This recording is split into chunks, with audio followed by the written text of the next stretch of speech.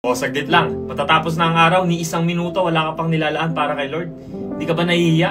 Ito, saglit lang. Mga kapatid, magalak kayo kapag kayo dumaranas ng iba't ibang uri ng pagsubok.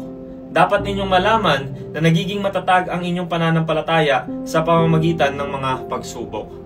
Alam mo, gabi-gabi ka na lang ba umiiyak, puno ng luha, tapos pagising mo ng umaga, halos wala ka ng lakas para magpatuloy. Ang linaw ng sinabi dyan, no? Maging masaya ka, magalak ka kapag dumaranas ka ng iba't ibang uri ng pagsubok. Pero paano mo maintindihan yan?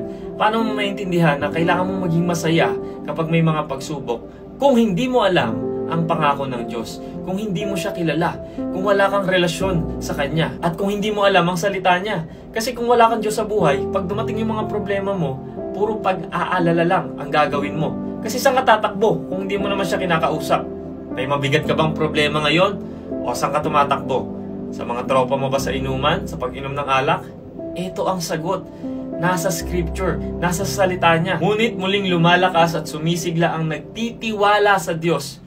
Lilipad silang tulad ng mga agila. Sila'y tatakbo ngunit hindi mapapagod. Sila'y lalakad ngunit hindi manghihina. Napakalinaw. Hindi mo kailangan magpanggap na malakas ka. Malinaw sa verse na yon na kailangan mong magtiwala sa Kanya. I-acknowledge mo na ikaw ay mahina. Dahil sa Kanya ka kukuha ng lakas. Ang Diyos ang iyong sandigan. Dahil hindi naman pinangako ng Diyos na kapag sumunod ka sa Kanya, nagtiwala ka sa Kanya, wala ka ng problema sa buhay. Lahat ng problema mo matatanggal na. Hindi. Prosperity gospel yon. Malinaw ang Bible. We will face trials and tribulations.